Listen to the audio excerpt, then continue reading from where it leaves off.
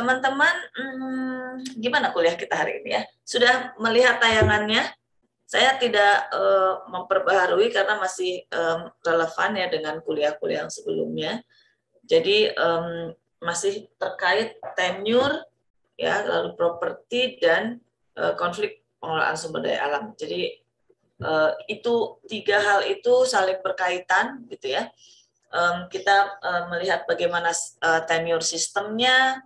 Kalau kita lihat tenure system, berarti kita harus lihat dulu ke Kajak sebentar, gitu ya. Lalu sistem property rights-nya kita bisa lihat juga di PSDA. Pak Bowo sudah banyak membongkar tentang property rights, dan kemudian ke konfliknya. Sebelum kita nanti kemudian masuk ke metode kolaborasinya, kan gitu ya. Nah, sebelum saya menyampaikan pertanyaan, ada yang mau bertanya? Atau mau berdiskusi dari pertanyaan yang saya sampaikan? Terserah. Mau bertanya dulu boleh. Mau berangkat dari diskusi saya boleh. Pertanyaan saya boleh. Mana aja.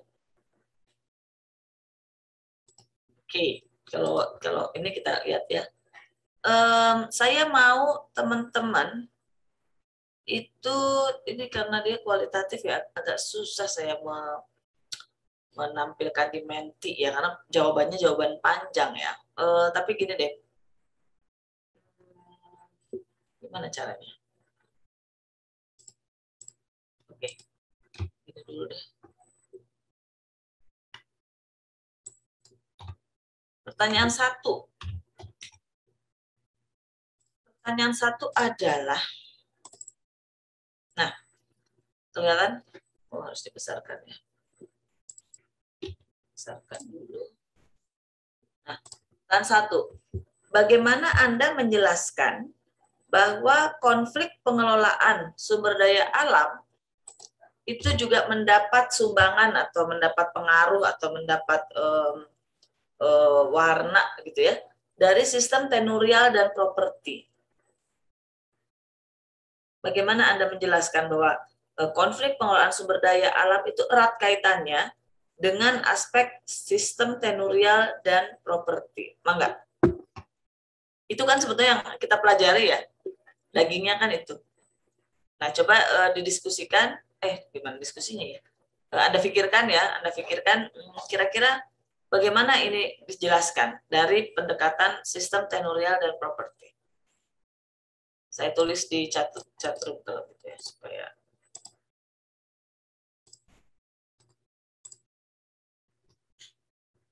ya. Boleh speak up, silakan.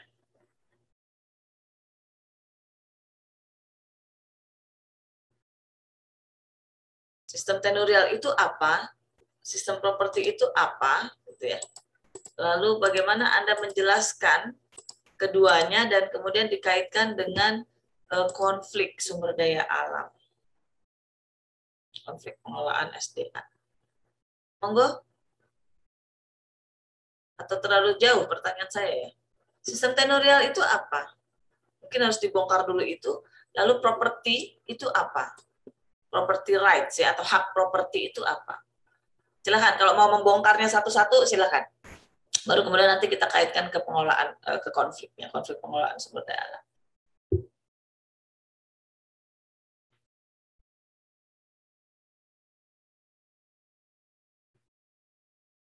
Yuk, tumben diam. Bu mau coba deh, Bu, boleh nggak? Oke, udah, boleh. Paling saya sepaham saya aja sih, Bu. Seingat saya juga. Jadi kalau bagaimana menjelaskan bahwa konflik pengelolaan SDA itu mendapat sumbangan dari sistem tenurial dan properti. Jadi kan kalau sistem tenurial sendiri itu kan sistem yang menyangkut hak dan juga institusi gitu ya, terkait dengan tanah atau tenurial, dan di dalamnya itu juga masuk si kelembagaan gitu, alias aturan-aturan yang mengatur apakah misalnya lahan itu penggunaannya bagaimana, diatur sama siapa dan lain sebagainya gitu, terkait sama ada tadi juga dibahas di awal-awal itu terkait ada konsep sosialnya juga, kayak ada relasi antar individu, relasi kuasa gitu di dalam sistem tenurial. Lalu kalau sistem hak properti juga itu memuat tentang bagaimana hak-hak properti gitu atas tanah dialokasikan dalam sekelompok warga, dan hak ini juga bukan cuma di warga tapi misalnya di pengelolanya, terus di pemerintahnya juga ada gitu. Dan akhirnya karena kalau senangkapnya saya, karena ada sistem tenurial berikut dengan kelembagaannya, terus juga ada hak properti berikut dengan aktor-aktor dan orang-orang yang berkonflik lagi, yang berinteraksi di dalamnya, akhirnya mereka tuh saling menyenggol gitu loh Ibu. Ada yang berlomba-lomba, akhirnya misalnya yang satu punya kepentingan ini, yang satu punya kepentingan itu, dan akhirnya bertabrakan gitu ternyata dengan kelembagaan-kelembagaan di sistem tenurial, dan akhirnya pertabrakan itulah yang memunculkan konflik-konflik gitu, konflik-konflik atas sumber daya alam di tenur itu. Menurut saya kayak gitu sih Bu, mungkin hubungannya. Oke. Ada yang mau nambahkan penjelasan Elda? Ibu, saya mau nambahin dikit, Bu. Boleh, Zikra. Tapi cuman sedikit, Ibu. Saya nangkep di PPT-nya itu disebut intinya kalau konflik itu pangkalnya itu ada di hak properti. Jadi kalau misalkan hak propertinya itu berubah, maka akan ada perubahan distribusi manfaat yang menyebabkan juga ada perubahan hak untuk mengakses si lahan itu. Itu sih Bu yang saya catat tadi. Oke. Oke. Ada teman-teman yang lain? Kadang-kadang kita agak bingung ya mendefinisikan sistem tenurial dan property rights, ya, sistem tenurial dan property rights. Nah, mungkin boleh silakan menambahkan. Kalau atau gini, contoh dari sistem tenurial itu yang gimana? Apa kandungan dari sistem tenurial gitu ya, atau ya kandungan atau apa ya, ya kandungan. Jadi sistem tenurial itu isinya apa sih gitu, isinya terkait apa gitu. Property rights gitu ya. Lalu kemudian tadi kita larikan ke konflik. Lutfi mau Vi mencoba? Boleh Bu mencoba. Jadi kalau untuk kandungan dari sistem tenur itu kandungannya itu yang ada di dalamnya adalah aturan-aturan, atau di video tadi juga dijelaskan bahwa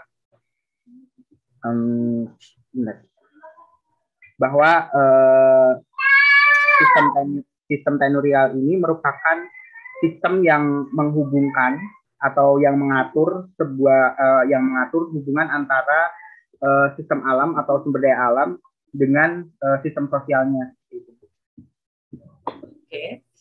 Oke, ada lagi?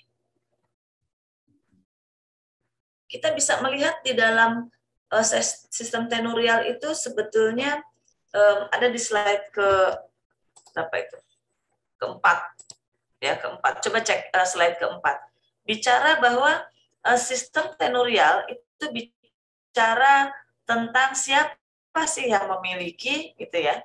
Lalu siapa yang bisa menggunakan, gitu ya. Lalu sumber daya apa yang sedang diatur itu, gitu ya. Kan isinya kalau sistem tenurial itu kan tentang hak dan kelembagaan yang mengatur bagaimana sebuah kelompok masyarakat itu bisa mengakses, atau individu gitu ya, bisa mengakses lahan dan sumber daya alam lain.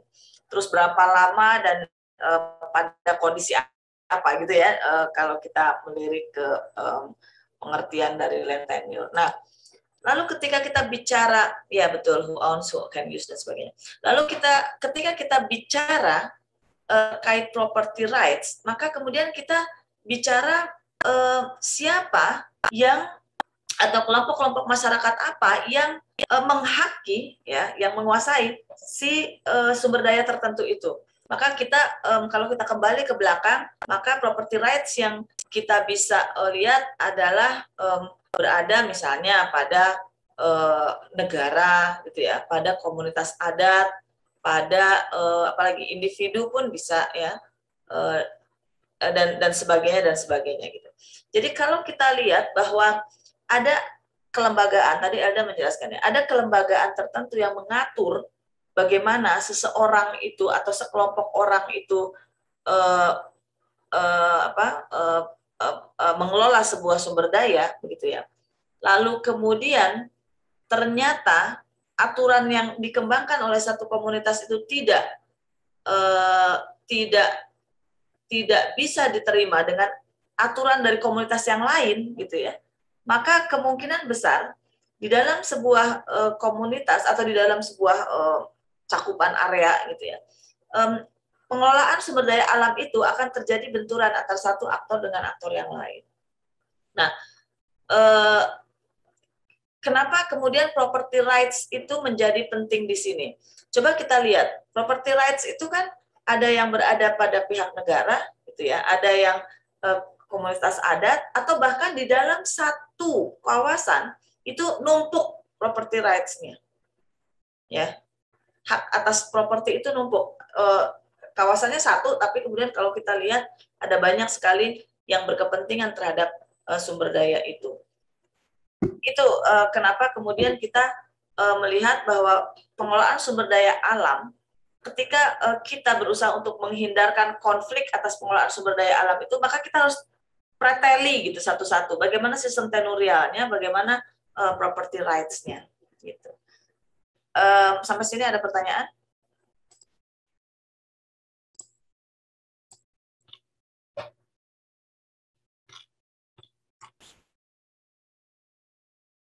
Jadi kalau bicara hak properti itu bicara siapa sih kelompok yang ini gitu ya, siapa sih kelompok masyarakat yang memiliki hak atas objek tertentu gitu ya, atas objek tertentu.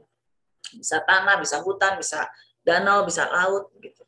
Jadi bisa berada di bawah rezim negara, bisa berada di bawah rezim swasta, bisa berada di bawah rezim komunitas adat ya. Itu bicara property rights. Nah, ketika kita bicara akses, ini lain lagi ya. Kita bicara akses, maka di situ kita akan bicara tentang bentuk-bentuk haknya, gitu ya. Bentuk haknya. Ada yang hanya sampai pada memakai saja, gitu kan ya. Ada yang sampai pada dia bisa mengendalikan bagaimana mengatur penggunaan itu, gitu ya. Ada yang bisa sampai memindahkan, gitu ya. Memindahkan itu artinya kita bisa menjualnya atau menyewakannya atau meminjamkan, gitu ya, ke orang lain. Ya kalau saya nggak tahu ada tingkatannya itu di kuliah berikutnya atau di ini ya. Tapi kita bisa lihat bagaimana akses itu berjenjang sifatnya ya. Sampai bisa mengeksklud itu mengusir orang dari sumber daya yang sedang dia miliki atau yang sedang dia kelola ya, nggak harus miliki, sedang dia kelola. Nah, tingkatan-tingkatan itu yang kemudian kita bisa analisis lebih lanjut sebetulnya bagaimana karakter dari masing-masing pengelola si sumber daya itu. Kalau dia hanya sampai menggunakan misalnya, maka ketika ada orang lain yang masuk, tentu dia kemudian tidak memiliki legalitas hukum untuk bisa melarang orang itu untuk masuk kan gitu ya. Tapi kalau dia memiliki akses sampai bisa mengeksklud orang-orang, artinya dia punya akses yang lebih kuat lagi tingkatan aksesnya. Saya lupa itu ada di mana ya, nanti saya cari. Nah, lalu bagaimana keterkaitannya dengan konflik? Sekarang sebelum pertanyaan itu, saya ingin tahu dulu ketika kita bicara di PKSDA, fokus kajian kita tuh apa? Fokus sumber daya yang seperti apa yang sedang kita kaji? Itu dulu. Saya tulis di sini. Fokus kajian dari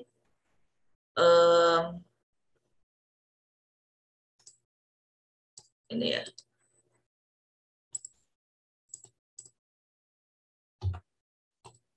Ini pertanyaannya. sumber daya alam apa yang menjadi fokus kajian pada konflik pengelolaan sumber daya alam atau pada PKSDR gitu nih, PKSDA ya. CPR, ya, CPR. CPR yang bagaimana? Kita harus ingat kalau kita bicara CPR, maka ada sumber daya yang non CPR. Ya, non CPR. Itu apa sumber daya yang non CPR itu? Coba kita lihat, kalian bisa lihat ke slide ke-8. Ya, ini Pak Bowo juga selalu tekankan ini. Kita bicara hanya pada sumber daya yang berada di kotak yang hijau itu. Kenapa tidak di private? Kenapa yang dikolaborasikan tidak di private? Kenapa tidak yang di klub? Kenapa tidak di publik? Coba, boleh bicara 1, 2 orang? Lihat di slide ke-8. Mungkin saya, Bu. Oke, Lutfi. Ya, jadi kenapa yang dibicarakan common good atau common pool resources tidak 3 barang lain? Mungkin dilihat dari common good atau common pool resources terlebih dahulu. Kalau misalnya CPR ini rawan terjadinya konflik dan juga rawan terjadinya persaingan yang dapat menyebabkan tersingkirnya hak-hak yang sebenarnya dimiliki oleh orang lain seperti masyarakat adat dan lain sebagainya. Tapi kalau misalnya kita lihat dari private good, dari sifat barangnya yang mereka yang memiliki ini merupakan orang yang mampu untuk melarang dan tetapi apa ya diperolehnya itu secara berkompetisi juga, berarti ini tandanya adalah maksudnya tidak akan ada hak yang dapat dikatakan menimbulkan sumber konflik yang sebesar CPR ketika ada perebutan-perebutan, karena ada pihak yang memiliki atau menjadikan barang-barang tersebut menjadi haknya seperti itu. Lalu juga untuk club good juga sama halnya, tetapi bedanya adalah di club good ini orang-orang bersaing ataupun orang-orang tidak akan bersaing untuk mendapatkannya karena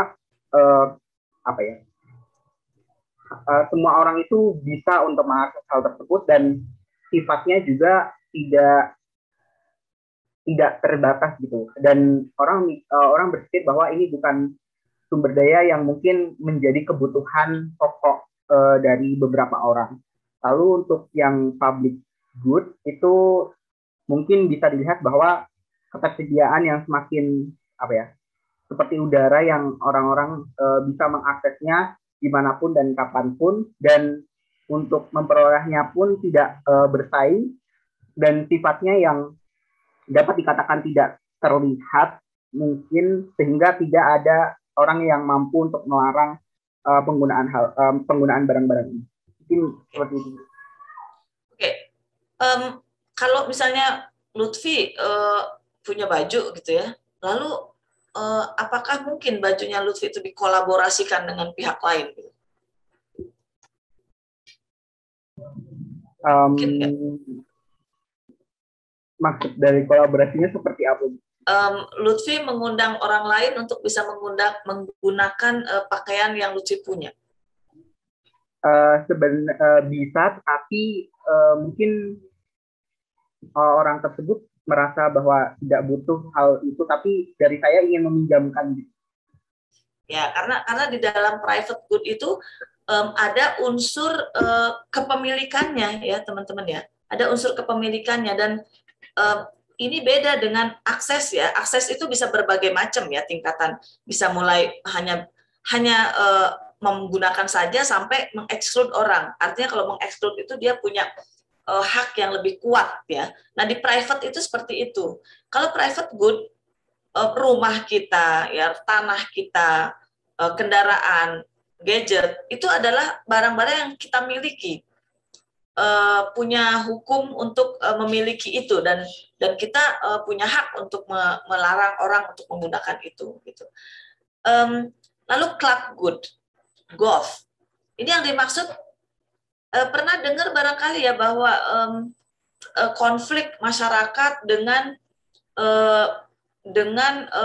apa namanya area lapangan golf. Pernah dengar itu di daerah hutan Puncak itu ya, ada beberapa areal apa namanya lapangan ya, lapangan golf yang kemudian berkonflik dengan masyarakat. Apakah itu masuk di dalam arena klub golf ini, klub good ini?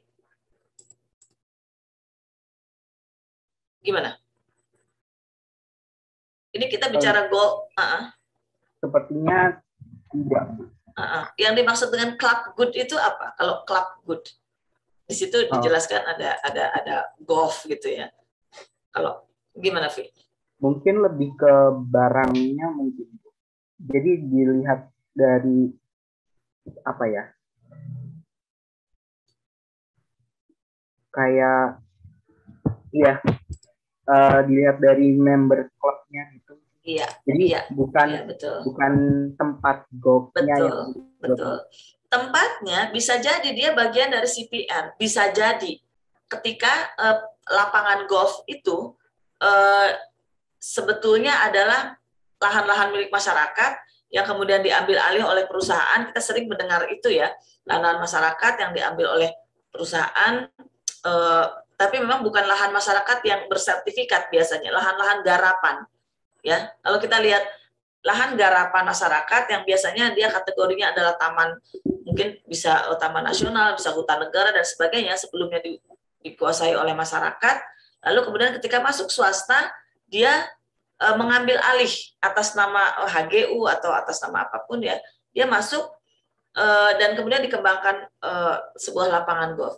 Tapi kalau membershipnya dia masuk ke dalam kategori club good. Ya, karena tidak semua orang bisa mendapatkan itu. Orang yang mendaftar gitu, yang bisa mendapatkan privilege untuk menggunakan lapangan itu. Tapi bahwa bentuk lapangannya bisa saja dia sebetulnya awalnya adalah CPR. Kalau public good itu jelas. Public good itu kan ya namanya publik gitu ya. Siapapun bisa menikmatinya. Udara, iklim, apalagi TV yang biasa ya, yang pakai antena itu kan bisa, kecuali TV yang berbayar. Nah, TV berbayar itu pindah lagi, dia bukan public good tapi bisa jadi ke club good ya. Orang yang mendaftar saja yang bisa menggunakan sarana. Nah, itu kan ada TV kabel ya, TV kabel gitu. Jadi ingat bahwa ketika kita bicara soal konflik pengelolaan, maka fokus kajian kita adalah selalu ke CPR dan kolaborasinya nanti ya, ketika akan dilakukan kolaborasi, maka kolaborasinya itu selalu ada pada barang-barang yang sifatnya CPR ini, common good ini, tidak pada public good atau tidak pada private good ataupun club good, gitu ya. Ini tolong ingat-ingat karena seringkali ini lupa ya dasar ini. Nah, lalu pertanyaan kedua, siapa sih yang menguasai CPR? Kita tadi sudah belajar bahwa CPR itu seperti ini. Pertanyaannya adalah, siapa yang menguasai CPR? Kekat. Saya pindahkan ke sini. Siapakah penguasa CPR? Ada yang mau bicara?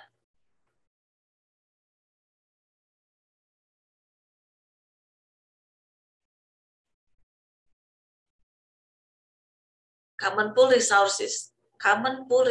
Siapa yang kemudian menguasai ini, mengelola ini, memanfaatkan ini? Amalia? Ada Amalia? Mau nyoba jawab, Lia? Boleh, Ibu. Okay. Kalau yang memiliki atau menguasai CPR itu bisa negara, bisa masyarakat hukum adat, atau bisa juga swasta, Ibu. Oke, itu tahu. Kenapa diem aja, lihat. Oke, jadi betul ya bahwa penguasa CPR itu bisa berbagai kelompok masyarakat ya. Bisa negara, bisa masyarakat, kemudian bisa individu, bisa komunitas adat dan sebagainya. Iya, yang punya duit ya. Enggak juga sih. komunitas adat nggak punya duit tapi dia bisa mengolah sumber daya lokal ya, sumber daya tertentu. Mungkin nggak teman-teman bahwa di dalam CPR itu ada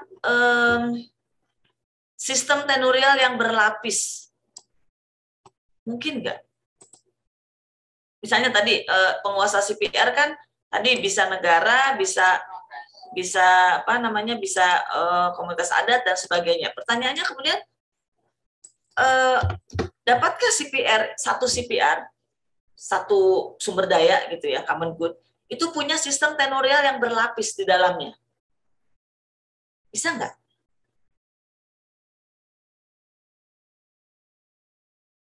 Ada macam-macam gitu ya, ada berbagai tingkatan sistem tenurial di situ. Mungkin nggak? Padahal ada di slide semua ini. Mungkin ya, Bu. Mungkin. Contoh ada? Kasih contoh ada? Ini sih yang di slide sih. Oh ya, emang di slide, kita kan sedang kuliah sebetulnya ini. Itu di slide tuh kayak ada 3 lapis gitu. Jadi misalnya secara de jure-nya misalnya CPR-nya tuh dikuasai sama negara gitu. Tapi karena memang secara de facto-nya banyak gitu yang akses dan lebih dekat gitu, misalnya pertama ke pemerintah daerah gitu, misalnya akhirnya ada sistem-sistem baru di dalam CPR negara akhirnya dikuasai sama si pemerintah daerah. Lalu ternyata di dalamnya lagi lebih dekat lagi itu ada si masyarakat yang biasanya langsung gitu, warga-warga. Terus akhirnya misalnya kasusnya hutan gitu, akhirnya di dalam hutan itu lagi ada lagi nih sistem-sistem baru yang diterapkan sama masyarakat, jadi kayak berlapis-lapis. Iya. Itu. Jadi kalau kita lihat CPR itu satu ya. Coba teman-teman masuk ke slide berapa ya? 11 ya. Ada di slide 11 ini. Common Pool Resources-nya berbentuk hutan negara ya. Macam-macam hutan negara ini, bisa hutan produksi, hutan lindung, hutan konservasi, mungkin juga taman nasional ya, berbagai macam jenisnya ya. Lalu kemudian negara ini menitipkan gitu ya, menitipkan pengelolaan hutan itu kepada sebuah lembaga ya, kepada sebuah lembaga. Bisa saja lembaga itu misalnya tadi ya di slide ke-11 itu ada perum perhutani. Perum perhutani diserahi hak untuk menggarap atau mengelola hutan negara itu, lalu kemudian dia mengganti atau bukan mengganti ya, memilih bentuk pengelolaan itu dalam bentuk hutan produksi negara ya. Apakah bisa bebas? Tidak, karena ada IUP, izin usaha pengelolaan ya kawasan hutan, ada IUP untuk hasil hutan kayu. Jadi macam-macam, ada yang dalam bentuk pengelolaan kayunya, ada yang dalam bentuk menanami ya. Jadi ditanami dengan misalnya yang bahan kertas itu apa? Kayu apa namanya, kalau saya lupa, yang di Pelalawan RAPP itu kayu apa sih itu yang untuk bahan pulp and kertas itu di RAPP itu bisa dalam bentuk itu, bisa dalam bentuk menanami hutan dengan satu komoditas gitu ya, bisa pinus, bisa tadi itu yang bahan kayu dan sebagainya. Bisa juga si perhutani ini mengambil hutan mengambil kayunya ya. Pada tahun 80-an itu pengambilan kayu hutan ya. Jadi hutannya memang ditebang, diambil kayunya, lalu kemudian ditanami lagi. Itu terjadi ya. Itu bisa gitu ya, melalui tadi IUP kawasan hutan atau IUP hasil hutan kayu. Nah, kemudian tentu ketika kita lihat hutan itu kan tidak bentuknya itu tidak hutan secara alami gitu ya, hutan gitu ya, tanpa ada orang-orang di dalamnya, tanpa ada komunitas di sekitarnya gitu. Hutan itu biasanya berbatasan dengan komunitas. Maka kemudian seringkali ya terjadi bahwa komunitas yang tinggal di sekitar situ itu kemudian ikut serta memanfaatkan hutan yang berada tidak jauh dari lokasi permukimannya. Nah, itu kemudian dibukalah kesempatan oleh kehutanan untuk memberikan izin ya akses kepada komunitas dalam bentuk misalnya hutan kemasyarakatan. Ya, nah hutan kemasyarakatan ini sering sekali dimunculkan di dalam sebuah komunitas untuk menghindari konflik antara hutan dengan komunitas yang ada di sekitarnya. Gitu. Jadi mungkin sebuah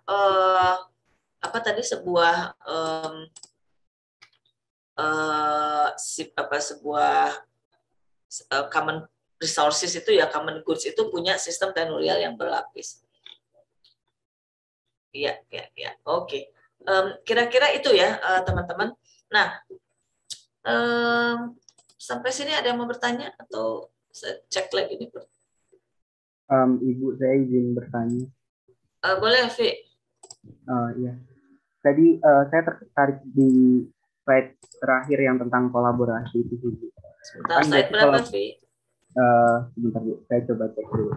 Kolaborasi di bawah ya, di 22 ya? Iya, sepertinya. Oke. Ya. Ya, yang menurut Wondolek dan Yafi tahun 2000. Nah, oke. Jadi kan kolaborasi ini kan nanti akan dilaksanakan oleh beberapa aktor ya, Bu.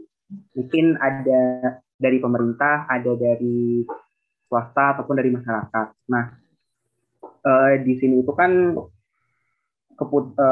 untuk mencapai kolaborasi ini kita harus tahu dulu bagaimana problem bersama yang dihadapi. Tapi balik lagi ke beberapa interest dari adanya misalnya perusahaan swasta ataupun juga masyarakat dan pemerintah itu kan berbeda ya, Bu. Mungkin ada yang menempatkan lingkungan itu sebagai permasalahan di nomor satu kan, tapi mungkin ada yang menempatkan lingkungan itu iya sebagai permasalahan cuman di nomor 10 misalnya. Jadi apakah diskusi untuk menentukan permasalahan bersama ini akan dapat tercapai ketika interest yang diprioritaskan oleh masing-masing aktor ini tidak jalan atau tidak dapat dikatakan beriringan seperti itu. Terima kasih. Oke. Menarik nih pertanyaannya Lutfi nih. Meskipun kita belum sampai situ ya, kita masih bicara teori konflik, metode kolaborasi itu ada di PB 8. Sesudah UTS langsung kita masuk ke metode kolaborasi. Tapi nggak apa-apa. Ketika kita bicara kolaborasi ya, maka ada banyak pihak. Ya, masing-masing pihak punya kepentingan yang berbeda. Lalu kemudian prioritas dari kepentingan si pihak-pihak itu bisa jadi berbeda. Yang satu memprioritaskan pada aspek lingkungan, yang satu memprioritaskan pada aspek mungkin ekonomi, yang satu memprioritaskan pada aspek hukum misalnya. Itu sangat mungkin terjadi dan itu memang sering terjadi di kehidupan nyata. Nah, ketika prioritas dari masing-masing aktor itu berbeda, apakah mungkin terjadi kolaborasi? Pertanyaan industri gitu. Ada yang mau menjawab? Apa dulu yang harus dilakukan? Mungkin bisa saja kolaborasi itu bisa terjadi ya di antara pihak yang prioritasnya itu beda-beda. Tapi kemudian apa dulu yang harus dilakukan? Ada yang mau menjawab? Koordinasi bukan, Bu? Anatia, koordinasi. Apalagi? Menyamakan tujuan, Prinsesa menyamakan tujuan, oke. Ada lagi? Kesepakatan, oke. Ya, jadi kolaborasi itu adalah proses panjang ya teman-teman ya. Kolaborasi itu muncul karena ada konflik biasanya gitu ya. Biasanya ya, tapi nggak selalu. Biasanya ada konflik yang terus-menerus antar berbagai pihak. Ya konflik itu terjadi karena memang beda prioritas tadi. Makanya supaya nggak konflik gitu kan, lalu kita akan bangun kolaborasi. Nah, saya sepakat dengan Princess. Kita harus menentukan tujuan bersama ya. Jadi tujuannya itu bukan tujuan masing-masing, tapi tujuan bersama. Cuman sebelum sampai ke tujuan bersama, kita harus identifikasi sebetulnya apa sih kepentingan dari masing-masing aktor itu. Maka kemudian prinsip dasar kolaborasi itu adanya trust, adanya kepercayaan. Ya itu nomor satu, kepercayaan. Jadi ketika masing-masing kita duduk bersama, lalu masing-masing menyampaikan apa sih kepentingan kalian sebetulnya gitu ya. Apa sih prioritas kelompok kalian dan sebagainya. Itu harus dikemukakan semuanya, harus dituangkan semuanya di dalam diskusi bersama itu. Tapi jangan sampai bohong gitu. Karena kalau sampai bohong itu nggak akan tercapai si kolaborasinya. Semua harus jujur di situ. Kamu ya jangankan kolaborasi antar pihak ya. Kalau kalian naksir seseorang gitu, terus aku naksir kamu, yang ditaksir juga harus bilang bahwa enggak atau iya gitu. Nggak mungkin iya deh, padahal enggak gitu kan, akan acak-acakan tuh. Atau enggak deh, padahal iya. Nanti dia sambet orang baper sendiri kan gitu ya. Jadi jujurlah gitu supaya kesepakatan bersama itu terjalin gitu. Sama di dalam kolaborasi itu jujur ya dan saling percaya itu wajib. Nggak bisa misalnya kalau komunitas misalnya ditanya ini ibu-ibu atau bapak-bapak nih kelompok masyarakat ini maunya gimana? Saya mah yang penting bisa makan misalnya gitu ya. Maka kemudian oh ya udah kalau yang penting bisa makan saya kasih aja ya Bu sembako. Kan bukan itu gitu. Saya bisa berdaulat untuk mengelola lahan-lahan yang sebelumnya sudah kami garap. Tidak lagi diusir oleh aktor lain, misalnya kan dia jelaskan gitu. Baru kemudian yang lain, aktor lain pun gitu, kepentingan saya adalah tanaman-tanaman yang saya tanam ini, kata si perhutani gitu ya, itu jangan sampai ada yang menebang gitu, karena saya temukan banyak yang nebang pohon supaya bisa ditanami dengan pohon duren misalnya gitu kan, kan itu merusak gitu. Yang satu mau menanami, yang satu mau tanamannya tetap utuh gitu. Nah, jalan tengahnya apa? Kita cari yuk misalnya tanaman-tanaman supaya Bapak dan Ibu itu bisa menanam di situ tanpa kemudian harus memotong pohon akasia misalnya ya. Pohon akasia yang ada di situ. Jenis tanaman apa ya kira-kira yang punya ekonomi nilai jual tinggi ya, tapi dia berada di atau hidup pada ketinggian tertentu gitu ya, dan dia bisa hidup di bawah naungan misalnya. Ada nilam gitu ya, ada apalagi jahe mungkin, ada pohon empon dan sebagainya. Gitu kira-kira Vi. Mungkin bisa saja terjadi jika semua yang tadi prioritas yang beda-beda itu ditumpahkan semuanya ke situ. Kalau gitu lama dong membangun kolaborasi, iya. Lama banget, bukan lama ya, lama banget gitu ya. Bisa 5 tahun, 10 tahun, sampai kemudian semua itu merasa difasilitasi gitu kepentingannya. Gitu ya. Jadi apakah win-win solution? Mungkin enggak, mungkin win-lose solution. Kenapa? Karena ada pihak-pihak yang harus diturunkan dulu. Jadi kan ada yang gini, prioritas kepentingan tuh ada yang tinggi sekali, ada yang rendah. Mungkin yang rendah ini naik, yang atas ini turun supaya sama, kan gitu ya. Jadi kira-kira begitu, Lutfi. Gimana? Kalau kesepakatan masih akan nanti nih Rianti, gitu ya. Kesepakatan akan nanti, tapi tumpahkan dulu apa yang menjadi kepentingan masing-masing. Lalu nanti kemudian menyamakan tujuan, dan kemudian apakah tujuan bersama itu disepakati? Jangan-jangan rugi dong saya kalau petani nanami nilam di bawah pohon saya, kata si perhutani gitu ya. Nilam kan tinggi sekali nilainya gitu ya, atau nilam itu kan akarnya merusak serapan air gitu ya di hutan itu, jadi kalau ditanami nilam ya saya rugi misalnya gitu kan, belum tentu sepakat ya. Jadi samakan tujuan, baru kemudian membangun kesepakatan. Gitu Vi? Iya Bu, baik, terima kasih. Oke. Ada lagi?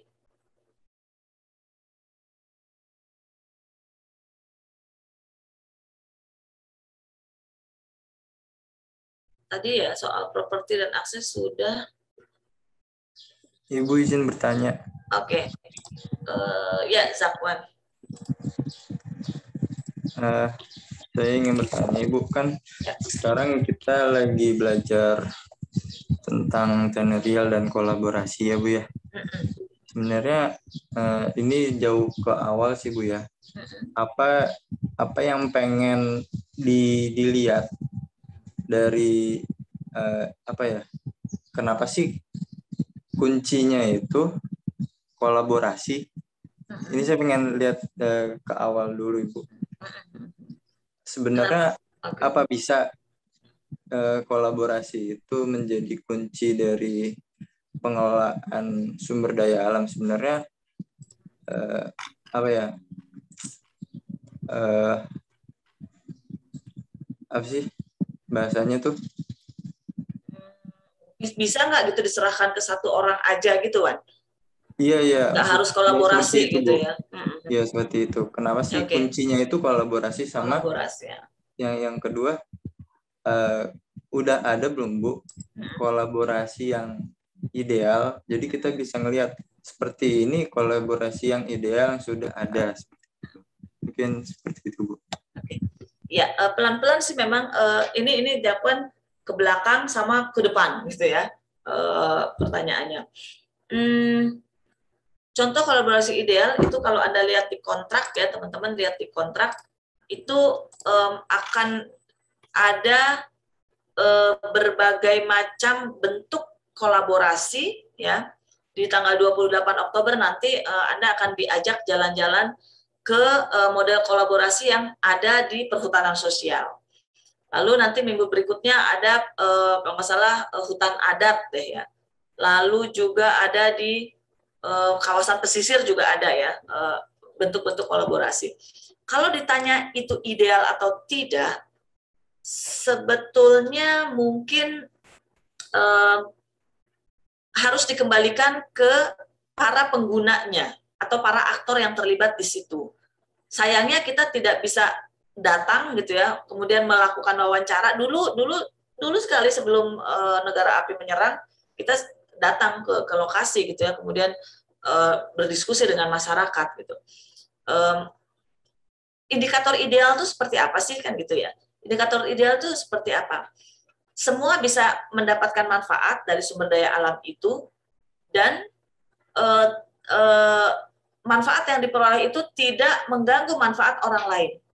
Nah, lalu baru kemudian kembali ke pertanyaan Zakwan, kenapa sih kolaborasi? Kembali lagi ke CPR.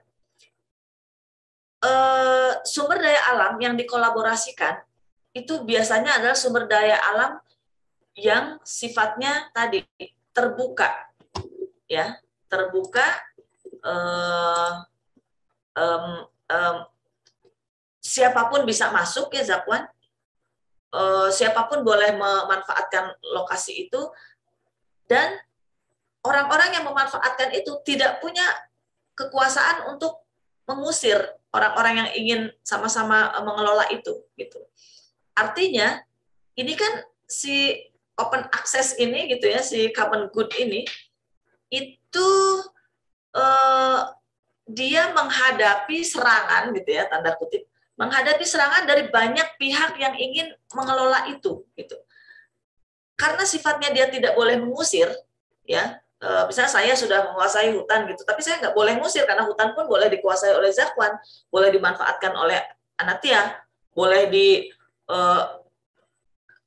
digarap oleh Eli misalnya gitu. Siapapun boleh masuk ke situ. Apakah rebutan? Iya, masuknya rebutan. Saya duluan masuk ke hutan itu. Begitu Elda lihat saya masuk, wah langsung Elda, wah kita usir aja pakai misalnya macam-macam lah, bisa gajahnya dikeluarkan gitu, suruh itu usir orang atau mendatangkan polisi dan sebagainya gitu. Karena sifatnya itu, maka kemudian kita harus bersama-sama untuk memanfaatkan sumber daya alam yang sifatnya tadi itu. Mendapatkannya saingan, tapi kita nggak bisa mengusir orang itu gitu. Itu yang mendasari Zakwan. Bisa dicerna nggak ya? Bisa Ibu. Terima kasih. Jadi gitu kira-kira. Semua orang boleh masuk ke situ Nah, supaya semua orang itu mendapatkan manfaat yang sama, maka kita kemudian harus cek gitu, bagaimana harus cek bagaimana cara supaya mereka semua mendapatkan manfaat yang sama. Salah satunya adalah kolaborasi. Apakah langsung ke kolaborasi? Kalau di slide ke-22 di bawah slide yang ditanyakan Lutfi tadi, itu kan ada koordinasi, ada cooperation, kerjasama gitu ya, ada kolaborasi. Nah, ini bedanya apa? Belum ada yang nanya ya, jadi biarin aja. Gitu ya, Zakwan ya. Ada yang mau menambahkan? Kenapa harus kolaborasi sih? Gitu. Mungkin ingat pelajaran yang lalu-lalu, ini harus di kontrak pasti ada nih di penjelasan ketika kontrak kenapa ada kolaborasi. Silakan.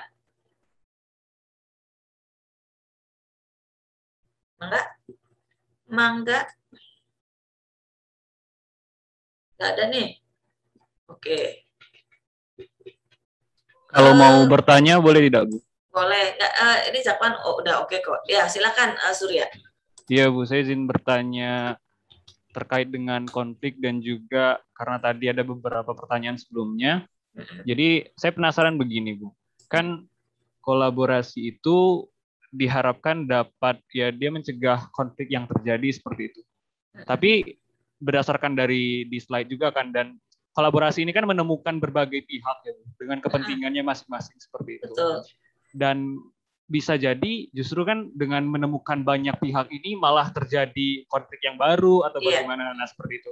Nah, yang ingin saya tanyakan, jika kolaborasi yang diinginkan, yang sudah dijalankan ini justru tidak tercapai atau tidak sesuai pada tujuannya, kemudian langkah selanjutnya itu apa, Bu? Apakah masih melakukan kolaborasi dengan pihak-pihak ini atau ada langkah lain seperti itu yang mungkin akan dilakukan agar kolaborasi yang tidak tercapai atau yang gagal ini bisa ya diganti atau diperbarui agar konfliknya ini bisa teratasi. Seperti itu, Bu. Terima kasih. Sebetulnya saya tuh punya punya slide. Mudah-mudahan ada ya, saya sambil cari. Yang bicara tentang bahwa kolaborasi itu berbentuk siklus gitu ya. Oh, ini nih. Oke. Ketemu Surya. Tapi di PB9 ya. Oke. Ini.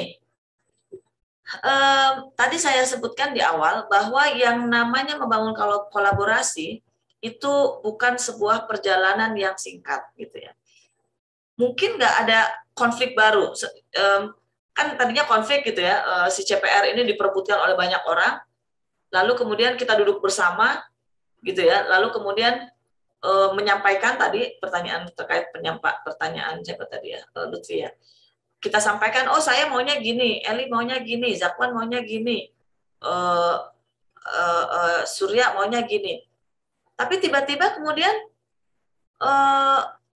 nggak terima gitu kan, mungkin ya, nggak terima gitu. Kok kamu bisa begitu maumu? Zakwan juga, loh nggak bisa dong, masa kamu maunya kebanyakan, saya cuma mau segini kok kamu maunya banyak gitu. Maka kemudian ini yang disebut dengan adaptif kolaboratif manajemen. Bagaimana kolaborasi ini adalah merupakan sebuah proses yang sifatnya siklikal. Ya, di situ ada titik awal gitu ya, lalu kemudian membangun ya ini di yang bawah ini ya, kondisi saat ini sumber daya alam seperti apa gitu ya, lalu kemudian ada menganalisis menganalisis kepentingan para pemangku ya, para stakeholders itu dianalisis maunya apa gitu ya, lalu kemudian terus gitu ya sampai kemudian melakukan refleksi, monitoring, refleksi lagi dan sebagainya. Ini mengindikasikan bahwa yang namanya kolaborasi itu memang unfinished agenda gitu ya. Agenda yang selalu ada, selalu terus-menerus. Kenapa? Karena bisa jadi ketika ada di titik sekarang, kepentingannya A, gitu ya. Tapi dalam perjalanannya udah dibangun kolaborasi, udah jalan dengan baik, tiba-tiba si aktor ini berubah kepentingannya. Mungkin nggak? Mungkin. Ya, dia berubah kepentingannya. Maka kemudian harus ada penyesuaian lagi. Harus ada refleksi ulang. ya. Kemudian harus ada perencanaan ulang, lalu harus ada aksi yang dilakukan. Ketika aksi kolaborasi jalan, harus ada monitoring lagi, refleksi lagi, terus seperti itu. Itu yang dimaksud dengan adaptive collaborative management. Jadi harus dibangun. Jadi ngobrol itu nggak harus sekali, tidak bisa, bukan tidak bisa. Ngobrol itu tidak bisa sekali, duduk bersama itu tidak bisa hanya sekali di awal, tapi terus menerus gitu. Itu Sur. Iya Ibu, ya. Paham Ibu. Terima kasih Ibu. Jadi bentuknya siklikal ya, siklikal, berulang kayak apa tuh namanya, per gitu ya, kayak per gitu. Terus sampai kapan ya? Sampai kapanpun, terus menerus gitu. Gitu kira-kira. Ada lagi pertanyaan? Saya boleh Bu? Boleh, gitu dah. Oke, kalau di dalam tim kan pasti ada satu orang yang menjadi leader ya Bu. Artinya dia yang paling berkuasa untuk bisa mengatur anggotanya agar satu tim itu bisa mencapai tujuan. Nah, kalau di kolaboratif itu di PKSDA itu bagaimana Bu? Apakah masih harus ada satu pihak yang memiliki kuasa lebih tinggi untuk bisa mengatur pihak-pihak yang lain, atau kuasa itu akhirnya ditiadakan Bu? Okay. Terima kasih. Bagi pihak-pihak yang berkepentingan itu harusnya posisinya sejajar. Adapun orang yang mengatur bagaimana si orang-orang ini berinteraksi, ya, duduk bersama dan semuanya, itu disebut fasilitator, Hilda. Jadi dia yang kemudian menjadi jembatan gitu ya, menjadi jembatan antar si orang-orang yang berkepentingan itu ngorek-ngorek isu, mengorek kepentingan, itu fungsinya fasilitator. Gitu dah. Dan fasilitator itu posisinya ya antara, ya bisa kita sebut lebih tinggi lah ya, karena dia tidak berkepentingan, dia tidak berkepentingan terhadap sumber daya alam itu, tapi dia berkepentingan terhadap keberlangsungan sumber daya alam itu, gitu, sehingga semua bisa memanfaatkan. Makanya muncul fasilitator. Tantangan ya kalau jadi fasilitator ini luar biasa nih, karena berat ya berhadapan dengan banyak aktor. Kira-kira gitu dah. Firda, iya benar dah ya. Oke Bu, jadi harus ada satu pihak di luar dari yang berkepentingan itu Bu. Ya, terima kasih Bu. Wajib itu. Kalau enggak kan pengambilan keputusannya ya suka-suka aja, kata si komunitas adat. Pokoknya saya mau nggak ada negara di sini, kan juga nggak mungkin. Negara harus tetap ada, tapi bagaimana mereka memainkan peran. Nah ini yang saya tadi. Nah ini ya.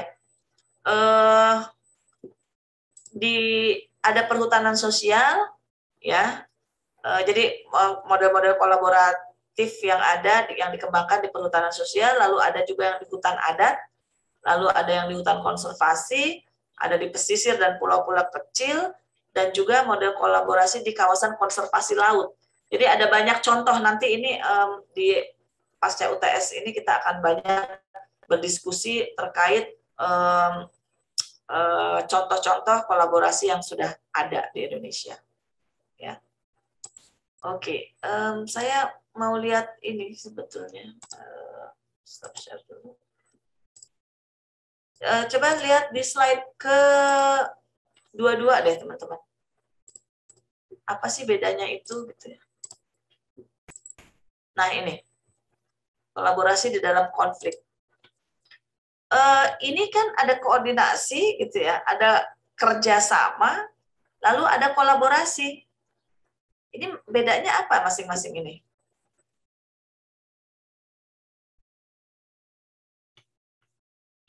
Kira-kira bedanya apa nih? Tidak ada interaksi langsung, pertimbangan atas kegiatan pihak lain.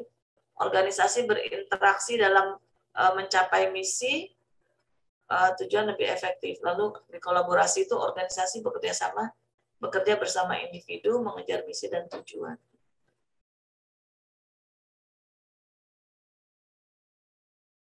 Di dalam koordinasi itu biasanya sifatnya top down ya. Koordinasi itu ada satu pihak yang memberikan instruksi kepada pihak lain, biasanya gitu. Jadi